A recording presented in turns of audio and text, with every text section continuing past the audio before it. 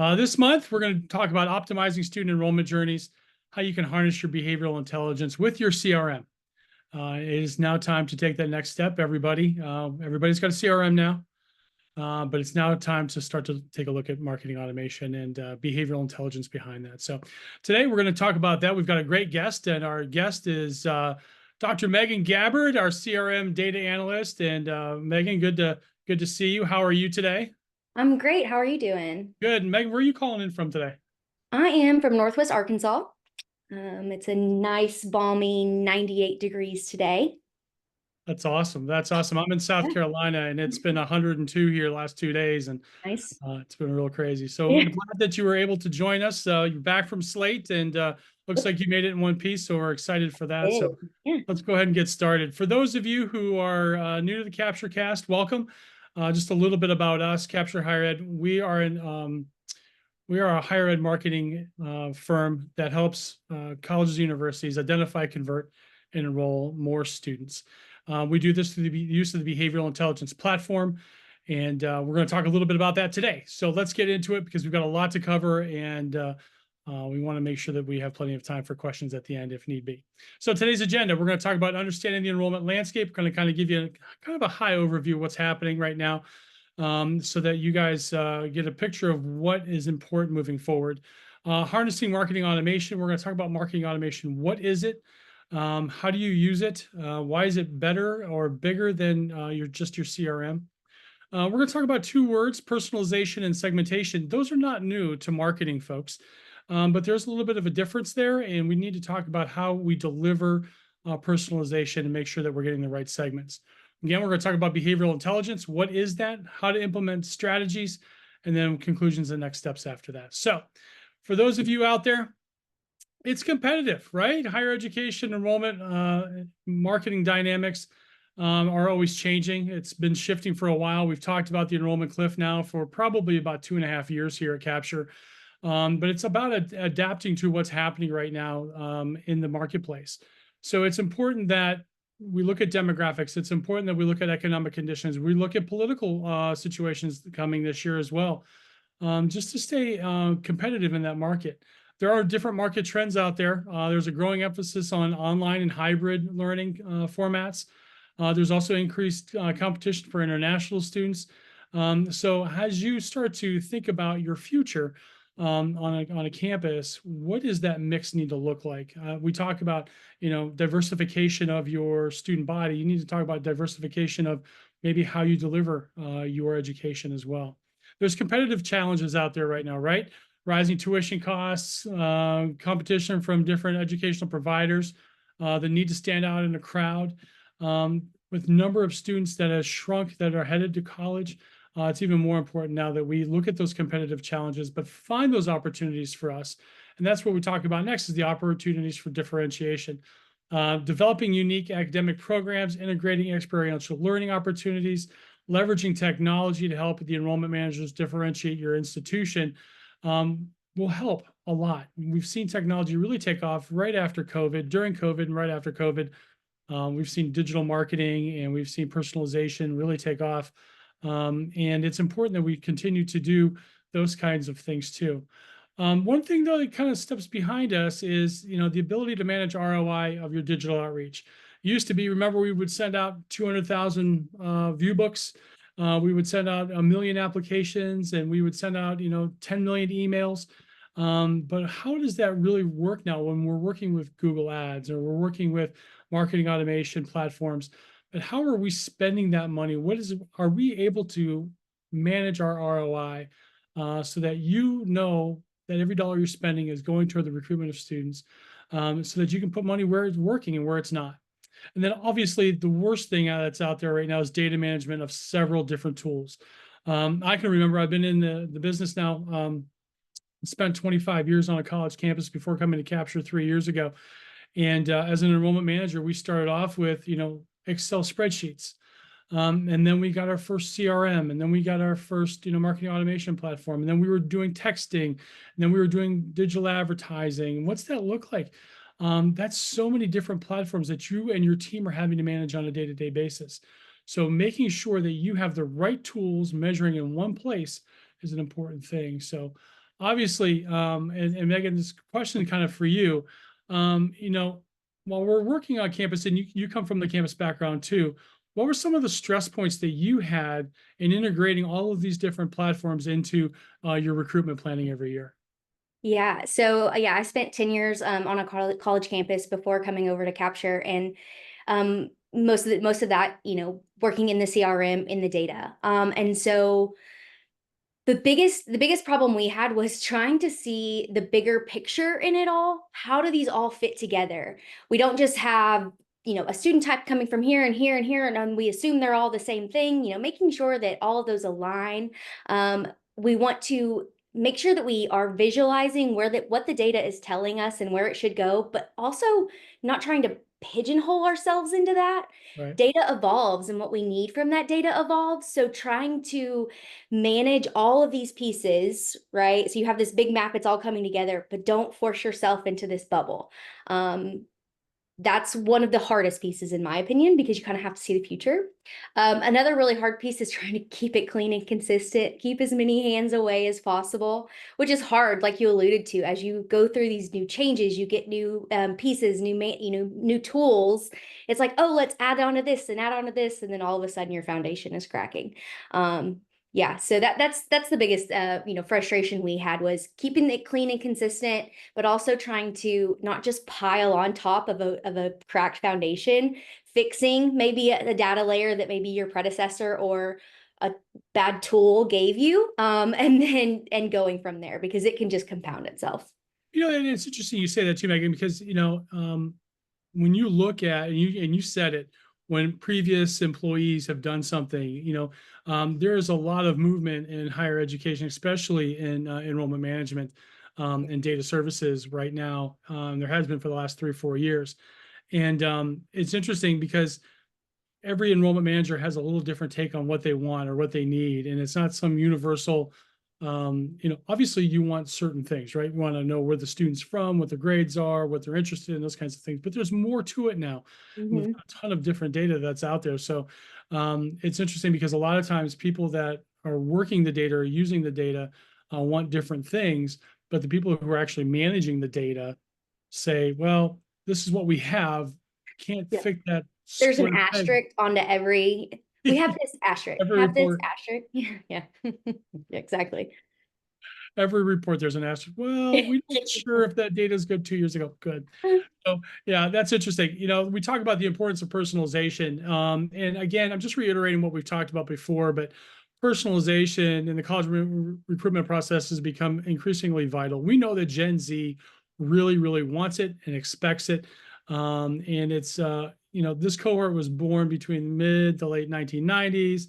They've grown up in this digital age where everything's been a digital experience. And they expect to be wooed. Let's put it simply there. But improving measure of your channels and where you're reaching the students is important as well. It used to be before where we would just send out blanket emails and things like that. Now we can really target some email. And when I talk about personalization too, I want to make sure that we're all understanding this. This is not just adding the student's name to an email or to a letter that you might send home or to a postcard. It's much more than that. We're talking about taking a student and looking at their behavior, looking at their person, and finding out what they're really interested in at that point in time. We've always been able to prescribe in the past, and maybe we were arrogant as enrollment managers, saying, "Okay, the student needs to know about this right now, this right now, this right now," and there was a process to it. In the fall, we were talking about applications, and we're talking about FAFSAs, and we're talking about getting to campus for campus visits. And then in the wintertime, we're talking about, financial aid packages and housing and things like that. And it's always been the same way. But students nowadays are looking at things a little bit differently. They might be looking at your housing earlier. So knowing what they're looking at, knowing what they're interested in right now is an important thing. And doing this and having the power of personalization in front of you, you can build better brand reputation. And I can't stress enough to you about brand reputation right now. With your marketing strategy, you should be doing brand operation, top level umbrella kinds of things before you really get down into the nitty gritty of, triggered emails or digital ads that are served. to prospective students. But your brand, it needs to be built over 3, maybe even 4 years now. And personalization allows you to take that umbrella and really dive into it. You make the better connection with prospective students and their families. Remember, it's not just the student that you're recruiting now. You're recruiting moms and dads and grandmas and grandpas and aunts and uncles at the same time. So making that connection with them, and obviously bringing those people to the table is a big too. And the ability, again, to measure that ROI, I think that's a really important thing.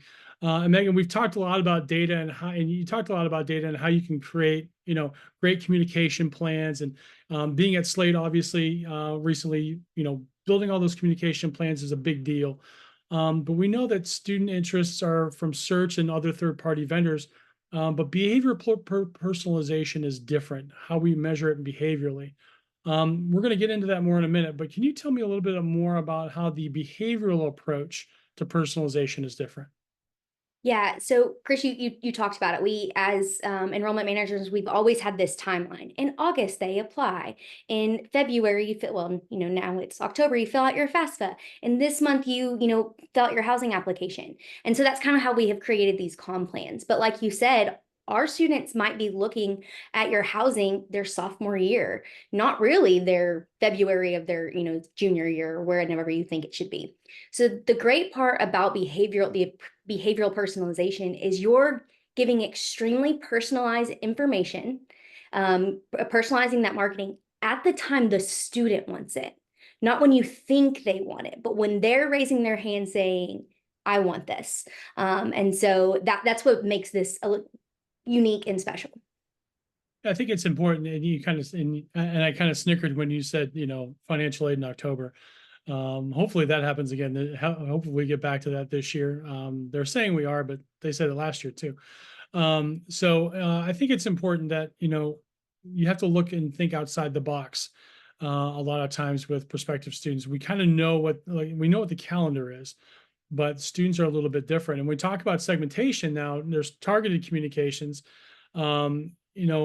That by understanding the unique needs and motivations of certain segments of students, you can target specific communication. So if you know that this is an honors program type of student, you can target communications to an honors program type of student.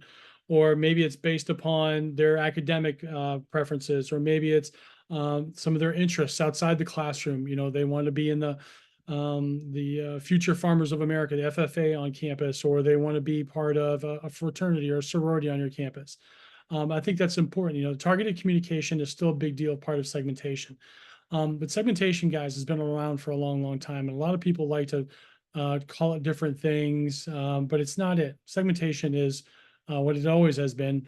Back from when Dr. McCullough taught me it back in 1993, we had marketing segmentation back then when I was in college. So, but you also increase relevance by doing segmentation. You can get a lot of great information out to students, and you can increase the perceived value of your institution and enhance the likelihood of a student progressing through your enrollment funnel by increasing the relevance of the messaging that you're sending out.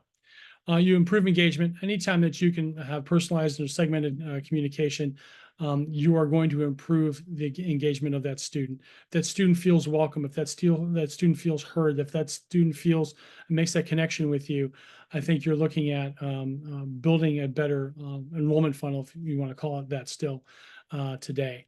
Enhanced conversion rates by delivering tailored messages and experiences. Segmentation and personalization both can significantly improve conversion rates through the enrollment process. They are more likely to respond to you if they've received something specifically based upon the behavior that they've shown so far. So for instance, if you are able to measure whether that student was visiting a scholarship page on your webpage, you could send a one-off email, or maybe have a group set of emails sent out to a prospective student and others, talking about financial aid and talking about a specific scholarship program that they may qualify for. Again, it's getting them to react to what you're doing so that you can continue to provide them the information when they want it and what they need. That gives you a competitive advantage, right? By differentiating yourself from others in the marketplace. And I'm not saying you have to say bad things about other institutions. I would never want you to do that. But comparing yourself and providing those differentiation topics, I think is an important piece for you. as you move forward. So that's segmentation, right?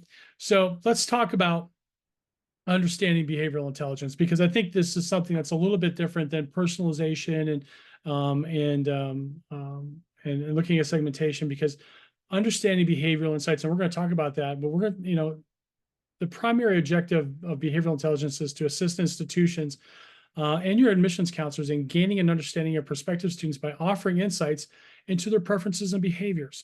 You're looking at not only what are they doing on your website or how they're reacting to your email, but you're also being able to look at them as a group, as a whole, through marketing automation. So you're able to leverage and optimize marketing strategies and enhance your experience, that students and their families' experiences, by knowing and understanding what they are.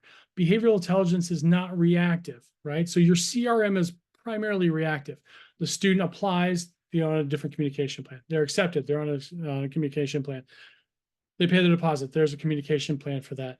Behavioral intelligence is not reactive. It's proactive. It's actually nudging that student through the process.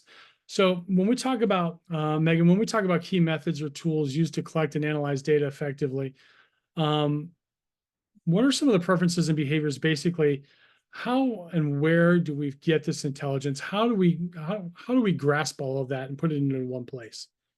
Yeah, so we're able to identify who students are based off of a combination of UTM tracking, IP addresses, et cetera, to determine who the student is. So we know who they are on your website. And then we also know data from you, from your CRM. And so we know things about them, like we know where they are in the funnel. We know what their next step should be. We then are able to combine that. And like Chris said, nudge those people when they are doing certain things on your websites or during certain times of year. And so we're able to, if they're on a certain website, show them certain things based off of who they are and how we know who they are. Megan, this kind of goes into that, there are still stealthy people out there, right? Absolutely. People we have not identified yet. There are stealth students and prospective students and parents that are out there looking for colleges as well. How do you feel, or how does that work too? I mean, because you're still going to track somebody that interacts with some of those digital assets, right? But once they identify themselves, you're able to take that kind of that crumb and attach it to that student. Yeah, so that's kind of one of my favorite kind of backtracking pieces of the platform is we're able to we track that student. We know who they are, even though we don't have a name to them. We know their IP address number to us. And then as soon as we are able to actually, maybe that's once they're have applied or way into the funnel, we can actually go back and you can still see every site they visited along the way. So maybe they were stealth for the whole time until the application, maybe. But really, they probably weren't as stealth as you thought they were. They probably have been on your website for a very long time, and you can kind of see into who they are at that point. Yeah, and it's interesting because you can go back and look, and sometimes, and as a former captureite, I guess is the word that I would use. But when we would use it, we would be amazed at how many times a student had been on the website prior to us knowing who that student was. Yeah. And seeing all of the interaction that we had, and it kind of goes back to that there are students out there who are visiting our digital assets and we don't know it. And because they don't raise their hand, sometimes those students will fall off because they don't get that interaction from you. But being able to provide dynamic content and things like that will help them get through that process. So a little bit about understanding behavioral insights. So it's important on improving engagement, understanding the prospective students' behavior, the tailor communication and engagement strategies to resonate better with the potential applicant leads to increased interaction and interest, right? So improving engagement to tailor those communications to that prospective student when that prospective student is interacting with that information. So if it's 2:00 in the morning, it's 2:00 in the morning. But it's interesting because then that also becomes like your 24-hour a day admissions counselor, right? They're interacting with certain things on your website and you're able to interact back and you're asleep. Enhancing candidate experience is important by identifying pain points and preferences in the recruitment process. Behavioral insights can enable organizations to streamline that process a little bit more and be creative a little bit more. And instead of having your admissions counselors looking at, treasure troves of lists of students, they can really concentrate in on students who are really interested in providing some behavioral insights behind what they're doing. Optimizing your recruitment channels, being able to see what works. Is your email working? Are your digital channels, and we're going to talk about digital channels here in a minute. But are your different digital channels working? And should you be investing more in different places to attract those students at the same time? It informs decision making. Obviously, the more data you have, hopefully, the better decision maker that you can have about how much money you need to spend in certain places during this recruitment process. And again, ability to measure the ROI. I can't tell you how much that means to people who have little budgets, and that's all of you out there who have little budgets. It's important to know that down to the student perspective, how that student entered into your process, and what they're doing and how they're interacting with you. So you can say again that this money is well worth spent, or maybe we should be spending money in different other places too. So Megan, when you look at it, how have you and your team leveraged the use of the behavioral data to make decisions? This is back when, I'm going to tap back into when you were on campus. When you were building out communication plans within your CRM, how much of that behavioral intelligence would you leverage into that as you were spending your dollars or creating new communication plans? Well, absolutely. So, one of the biggest things was we were able to limit kind of cost communication. So when I say cost communications, I'm talking about things that cost per send. So, text messages, physical mail, phone calls, things like that.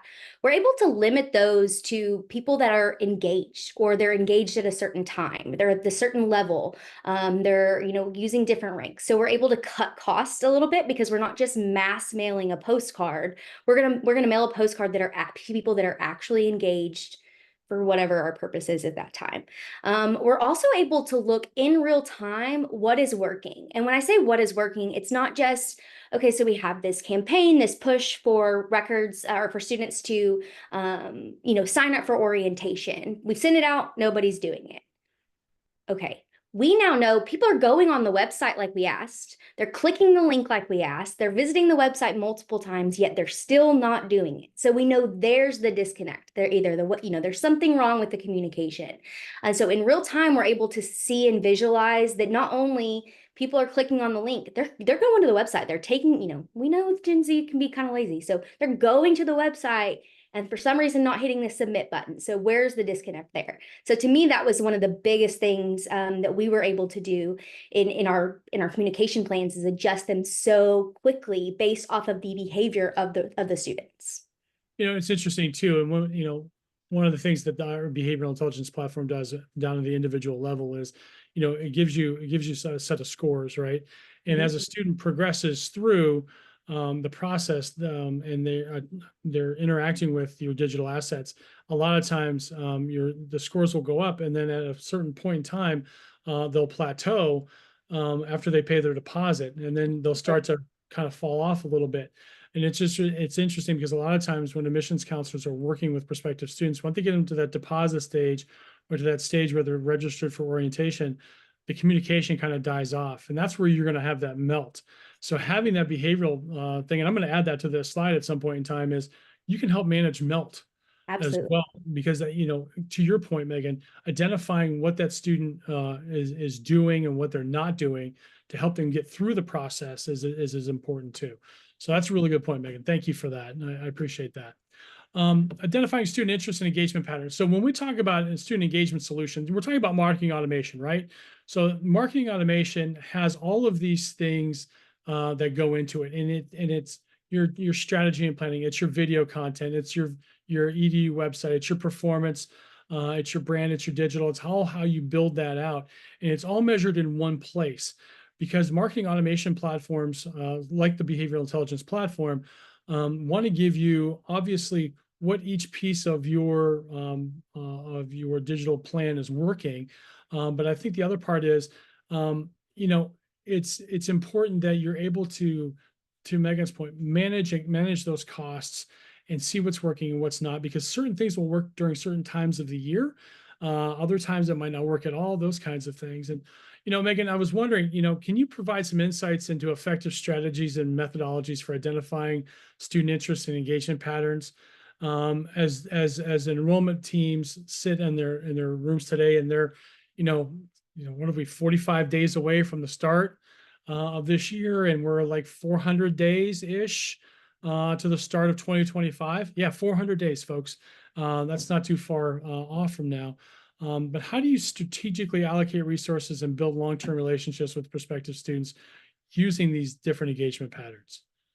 Yeah, so I think I like to talk about this kind of in two buckets, right? So you have that large group. You can kind of see them as a group and how they're behaving, and I think that's really important for the digital assets that you put out. And because a lot of people are going to behave in the bulk pattern that you believe they should behave. So that's very important to watch and make sure that they're doing that. But it's also, for me, one of the biggest pieces is that individual level. So I'm going to tell you a little story. So when I was on the college campus, I actually had, we were a smaller campus, so our counselors were able to do a lot of, one-on-one reach out. And so we also, with the platform, we provide kind of daily lists of people that were on the website and kind of what they were doing. And so one of our counselors had noticed that one of their students had been on the website for several days in a row, but wasn't progressing through the cycle. They weren't taking the next step. As she dug deeper, she found that this person wasn't just on the website. They were on like the food pantry pieces of the website. And so she was actually able to, and she knew that student was coming for a campus visit soon. And so she was actually able to, gather all the information she could about, resources for those that, needed additional help outside of the classroom. When she approached that student was never going to outright tell us they were a homeless student that needed support. But because she was able to kind of approach it in this way of like, hey, did you know we have all of these resources? That student that expressed they were homeless. So she was able to then not only get them resources on campus, but then your resources in the community. The student did end up coming with us because of all the additional resources they were able to receive through federal aid, state aid, things like that. And so that's one of the biggest pieces I love about it, is being able to build relationships. And sometimes conversations can be hard, especially financial conversations about people that are less off. And so I think that's really important that she was able to approach it. She was able to, wasn't just thrown on anybody. She was able to gather it because of what she had from that behavioral insights. And I think, that goes to the whole personalization of the visit, right? She was able to take a bunch of data points, what the student was Mhm. doing or reacting to and visiting, and put together a really Right. personalized approach for the campus visit. And we all know if we can get them to campus, we're 85% of the way there, right? Because all of our campuses are beautiful places to attend. But it goes far beyond that too, Megan. When you brought up the point about financial aid, when we would notice a student on campus who is visiting our scholarship pages or the financial aid pages, we would wait 24 hours and then kind of make that phone call into the house to say, hey, you have some questions about financial aid. What can we tell you? Maybe you need to learn more about a scholarship opportunity or things like that. We would provide that information to the student. We didn't want to seem creepy, right? We didn't pick up the phone right away and say, hey, you were just on the website. Oh, you're on the website right now.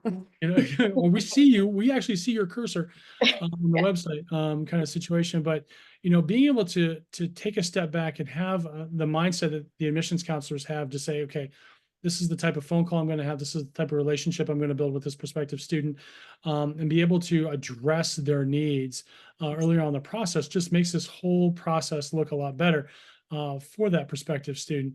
When we talk about this omni-channel engagement, really, if we think about it, if you buy your lead sources, whether it's, you're buying College Board names or you're working with ACT or, any of the other niche or any of the other outfits that are out there, you're gathering all these names right now, hundreds of thousands of names. We have some folks who are, still doing the millions of student names in this process. But usually, it works through email goes out and then students start visiting your website and you can measure that. Then obviously we want to identify who they are. So we may serve that student a personal identification form, a PID form for them to fill out. It might just pop up once or twice after they visited the site 2 or 3 times. But we have other things too, toasters to get students to apply, popovers actually to push maybe the application at the same time. But as you can see, we're measuring everything as we go, and we're in different channels. So we're online, we're in the website. We're also doing regular mail. Mail is still a big deal, guys. Getting in front of the student at home, maybe in front of the parent at home as well, to let the student or let the parent know that that student is interested in your institution could help you as well. And then, how you interact and put that triggered email in moving forward. So this is kind of how it all lays out for right now. And everything's changed a little bit as each student is a little bit different too. So, but it's how you build your communication plan. It's how you build your marketing automation plan, what those pieces are that'll help you create that better journey for that student. So let's talk about marketing automation. What is it? It streamlines your process, real simple, real easy to do. It meets students where they are. It provides multiple channel engagement, and it measures students' behavior and helps your counselors. So Megan, you had the CRM, obviously, and as a Slate expert, I will call you a Slate expert. When you added that marketing automation piece, when we added a behavioral intelligence platform to kind of sit alongside the CRM, what was kind of like the data and what was kind of more of the advantages that you were able to see that your CRM probably couldn't wasn't able to give you? Right. So yeah, our CRM wasn't telling us, a lot of things about the engagements of a student. We might have been able to use ping data to kind of know, different website functionality, but as far as our digital assets that we were, having out there, those toasters, those popovers, we didn't have those. We didn't know who was clicking on things. We didn't know who was in the social media world. We didn't know who was interacting with Meta, with Google. We kind of knew, but they weren't. We had an Excel spreadsheet over here of these people were on Meta this day, and we had this fancy CRM, and somebody was like manually. It was awful.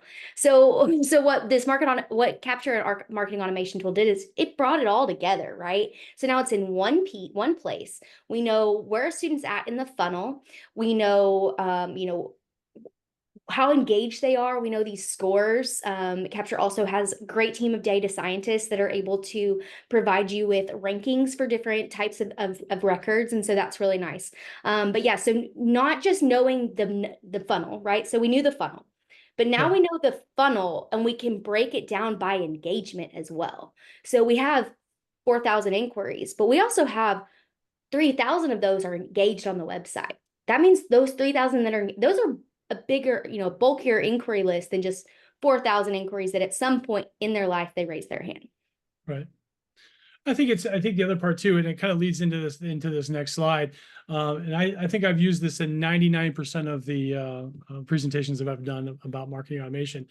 But when you talk about, student data that's coming from your different search sources and things like that, then you start thinking about your digital strategies, whether, to your point, whether you're in social or whether you're in Google or whether you're sending email or you're doing regular mail. These strategies are going out and it's served to the student and to the parents. But that's where the next layer comes in. This is where the behavioral intelligence comes in. It's where the student's behavior is. We're collecting that data and it's scored. Predictive models are a beautiful thing now. It used to be where you just basically do a regression analysis predictive model. And now predictive models have grown so much, though, that you're taking the regression model of the last 5 years of your information and you're adding in now this marketing intelligence that's out there that you can grab at the same time. And it all comes together to build a better platform for you and a better student algorithm. It also helps you with your spend. So once you have all that behavior, and Megan, you kind of touched upon it earlier again, you have a data-informed marketing spend. You can also help your counselors. You provided lists to your counselors every day. And we provide those to your counselors as well. And then that print and mail outreach too at the same time. You can manage all of those things through having the behavioral intelligence behind it. So when you talk about functionality and benefits of marketing automation platforms, Megan, student data management, decision-making process is a big deal. How did you guys take the data and then really just manage on a day-to-day basis how that communication flow was going to happen and where you were putting your dollars and your resources too? Because when we talk about dollars and resources, we're talking about your student callers, if you had those, and also your admissions counselors. Yeah. So, what this allowed us to do was, because we were able to pull in that funnel data as well during different times of year, we were able to focus on different things, right? So right now, if you're still trying to build your class for 24, you're going to want to, try to decrease your melts. You're going to be wanting to, or those last minute, maybe your application is still open. And as the next 40 days roll around, you're going to be preparing for that large recruitment cycle to open for 2025. And so we were able to tell our counselors, our student calls, these are if I have 30 minutes today and you only have 30 minutes in your day, these are the 30 people you're going to call. And it was just a list that was run for them. No one had to go and because we were able to use these scores and these rankings and their engagements, and where we were at in the year, who we were trying to focus on. And so that was really important for us. I talked a little bit about print mail. Instead of bulk mailing every single person that you have in your system, limiting that to, these are the people that are engaged. Or maybe there's something else. They're not just engaged, maybe they're engaged and they're from a certain area of the state that you're trying to reach out to.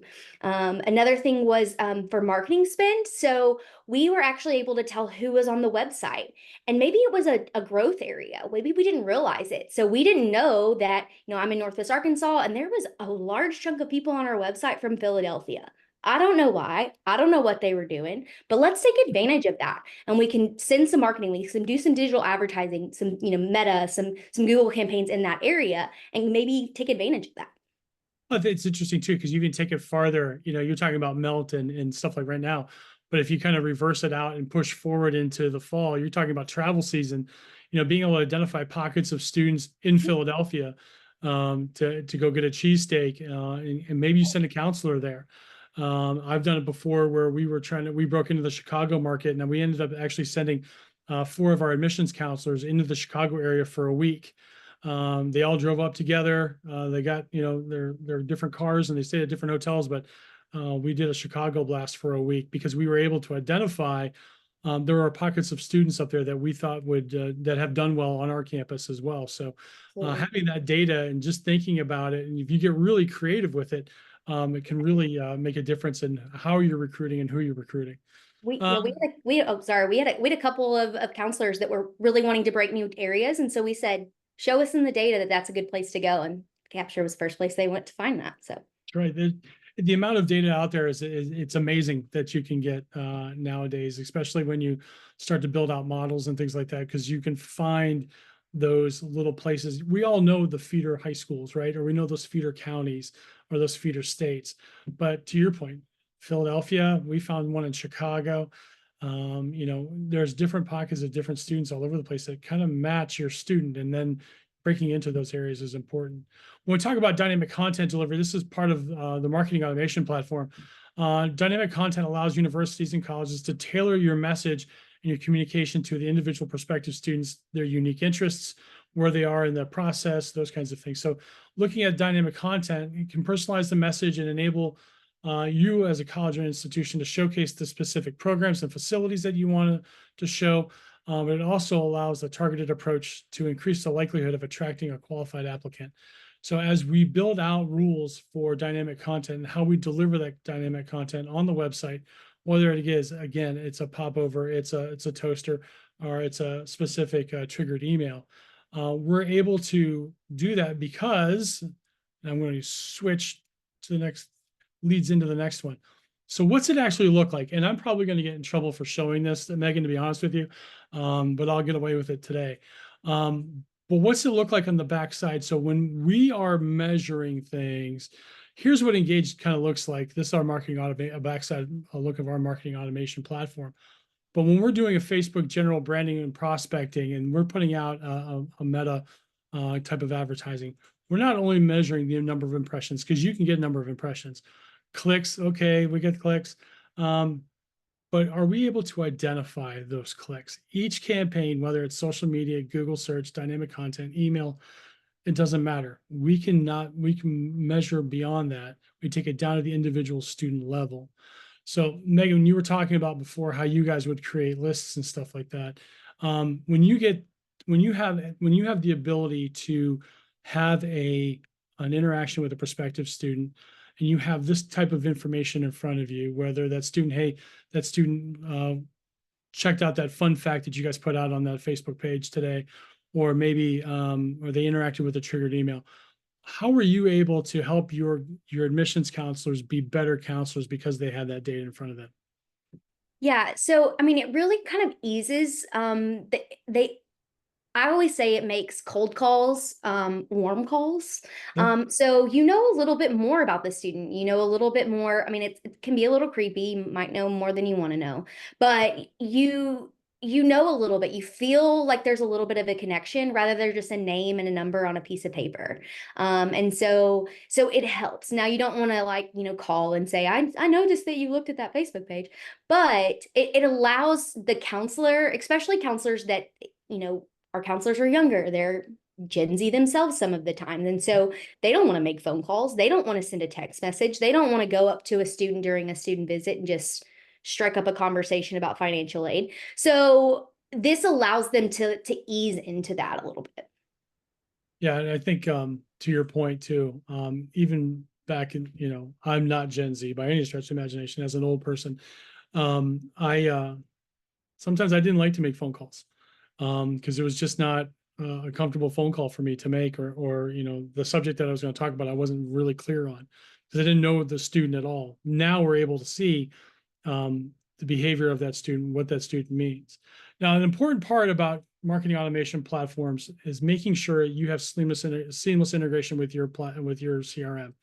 I can't stress that enough to you, that when you're working with an organization, that you really have a really good working relationship, not only with your account managers and your graphics people and things like that, but with those who are going to be moving data back and forth. Megan, that's with you, obviously, and some of the people on your team. When we talk about collaborative communication and between the two systems. Can you discuss for me more in detail, Megan? And I'm kind of trying to formulate this question in my brain. What are some of those key considerations and strategies that you have for implementing seamless integrations between CRMs and marketing automation platforms? And how does that integration enhance the data consistency and efficacy that you have? Yeah, so the integration is obviously to me the most important part, because we're trying, we're building all these campaigns and we're trying to send the right content to the right student. But if the data's not there or the data's wrong, everything kind of falls apart. And so for me, the biggest strategy is communication. As we're building these out, and I talked earlier about integrating with third parties, is when I'm working with a new partner, we're working with a new campaign and we're trying to work out what data needs to be going somewhere. I want to know what that data means to you and what data you're trying to, what is the point of this? Because there's a lot of fields, there's a lot of ways I could send a data field that might have some data that might pertain to this, but really communicating. And I think a lot of times, as we are doing integrations, the data person is left and kind of at the end, and they sign all the contracts and everybody's like, hey, data person, get me this query. And it's like, what are we doing with said query? What are we doing? And so I think that's so important, is to bring the data person who's going to be running those queries in early on the conversation, because the more understanding they have about the data and what we're trying to do, the more consistent the data will be, and everything will just run smoother. Yeah, I think that's so important because, and we talk about data integration. I can talk a little bit too about implementing CRMs on campuses. I've done that a couple times, and it always does seem like the data person's like kind of the last person to the table. Like, hey, we spent $1 million on a new CRM system, and we need all this data. And data folks are like, "What are you talking about?" Oh, I need it 2 weeks. Yeah, What are and you then that talking about? And pull their hair out. Yeah. that's not fair Yeah. to your data people. That's the beauty of our data team, is that they're all beautiful people, which is great. And we love them all. But a lot of times on a college campus, that and like the vice president for institutional advancement or whoever's in charge of your website is always the last one brought to the table as well. And I would suggest that, if you're going through the marketing automation and you're looking for marketing automation and adding to your digital prowess, that those people are brought to the table earlier, because you do need access to websites to make things happen too. So We are coming down to the end here. Just some best practices for you, making sure that, um, you know, for your data integrity pieces, um, part of the things that I do here at Captures, I pull together RFPs, and put our responses together and work with, different people within our teams to put those together. Um, One thing that keeps popping up most recently within the last year for sure is the importance of data and how implementation it works, and how that data integrity is important. And we have to explain how we do our data, and how we put our products together. Megan, real quick, can you kind of elaborate on specific strategies and best practices, I can't talk anymore. Best practices for establishing and maintaining a reliable data integrity and consistency within these data products. I think at one point in time, I remember talking with Mariah Ward before. She said, garbage in, garbage out, kind of thing. But can you kind of elaborate a little bit more on some best practices for our folks? For sure. Yeah, it can be difficult because, like we talked about earlier, you have years and years of like layers of like this CRM, this CRM, this IS and SIS and moving it forward. So you have all this bad data kind of sitting around. So it's important to have that, open line of communication, but also documentation. I think I know I did a really, really bad job in my early years of when I was implementing Slate on our campus of like documenting what I was doing and why and what that was there. And I think that is so, so important when you're doing any kind of, data consistency is if there's no documentation when that new person comes along, they're just kind of like, well, I don't know, let me make a new field because I don't know what that field means. I don't know what this one means. I don't know what this one means. And so that's how you kind of get this. So documentation is going to be really, really important because turnover is high. We talked about it. And so making sure that the next person that comes for you, I always like to think of my implementation of my Slate database that I did as my baby. And so before I left, I wanted to make sure that there was instructions to handle my baby. Now, if they use those instructions, I don't know. But that's kind of, make those instructions so that the next person comes along, or in 5 years when you're doing something else, you don't have to start over from scratch. Yeah, I think that's an important part of it is that documentation of what you've done. I can't tell you how many times when we were implementing on a college campus that, we have these user-defined fields in our current SIS system. I'm like, what is that? I don't understand why that's important. Can you tell me what it is? And no, it's just something that the old director used. I'm like, okay. Not having that documentation is important. So that's really good. That's the best practice right there is documentation. Couple last slides here. Strategies for agile adjustments and strategy. Obviously, having the marketing automation platform allows you to have continuous data monitoring. You can implement systems to collect and analyze data in real time. That's website traffic, that's social media engagement, application rates, and other relevant metrics. But having the ability to be agile is important. Predictive analytics, obviously, utilizing predictive analytics to not only forecast what's happening right now, but what's going to happen in the future, will help you understand where your students are going to be as you move through this. You can be proactive instead of reactive in the process. Dynamic targeting, again, develop flexible targeting criteria based upon real-time data insights. I can't tell you enough how important it is to be dynamic, personalized, segmented within your communication plans, and be agile in your experimentation.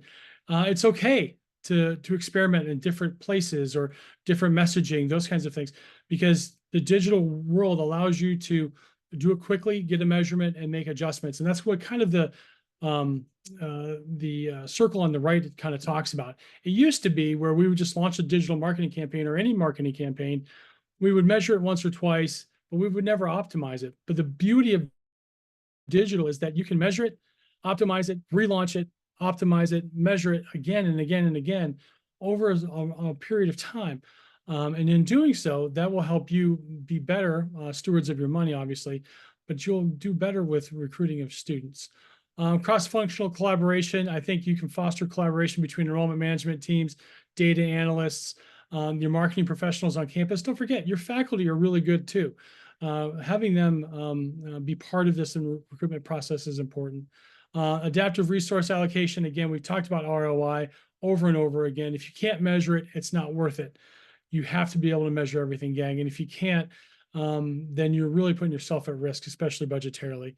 And always continuous improvement. Always be looking at what you're doing. We look at our admissions counselors and what they're doing on a day-to-day basis. We look at our teams and what they're doing on a day-to-day basis. Just like a coach, as an enrollment manager, you have to do that. So Megan, one last question for you, and we'll let you go because I know you've got a bunch of stuff to do. How can enrollment management teams effectively integrate real-time data and insights into the decision-making process so that they're making those agile adjustments throughout this process? Yeah, so we provide a lot of data, right? So we're providing lists, we're providing data points, we're providing dashboards. There's all of this data. Number one, I would say don't overwhelm anyone with data because it can be overwhelming, especially those young counselors. So limiting what they can see is not because you don't trust them, it's because like it can be really overwhelming. Sure. But also be creative. Your counselors are the age of a lot of these incoming freshmen, these incoming first year students. And so they might have an idea of trying something new, of a way of communicating with students. And I think that's really important. What Chris was talking about is we can try it. And if it's like, this is not working, let's scrap it, let's move on or optimize it and let's continue to go. So I think that's also really important, is being creative within your team. So not overwhelming them, but also giving them enough information to allow them to be creative in that. Yeah, I think you can overwhelm people with data, especially if they don't have like a data Yeah, focused for mind. sure. If they're more of a I want to say more of a communicator and more of a collaborator versus a data hound kind of situation and understanding the data. Yeah. But educating your staff is a big deal. So some today's takeaways as we finish up. Personalization is crucial to the enrollment success. We know this, but it is today's number one takeaway. Your CRM is doing what you need it to do, but it's not enough. You need a marketing automation platform, gang. And if you don't have it, you're behind. I'll be quite honest about that. Meet them where they are. Marketing automation allows you to meet them where they are, even if it's at 2 a.m. in the morning. If you're looking at transfer students, if you're looking at graduate students, those types of students, even maybe adult students, they're not looking at your website during the normal hours of the day. They're looking at it when they can get to it. So that could literally be at 2 o'clock in the morning. So having the infrastructure there and having your data assets available to them and being able to measure those are important. Help your counselors. And Megan, you've expressed this more and more every time we talked. If you're not helping your counselors, you're killing yourself.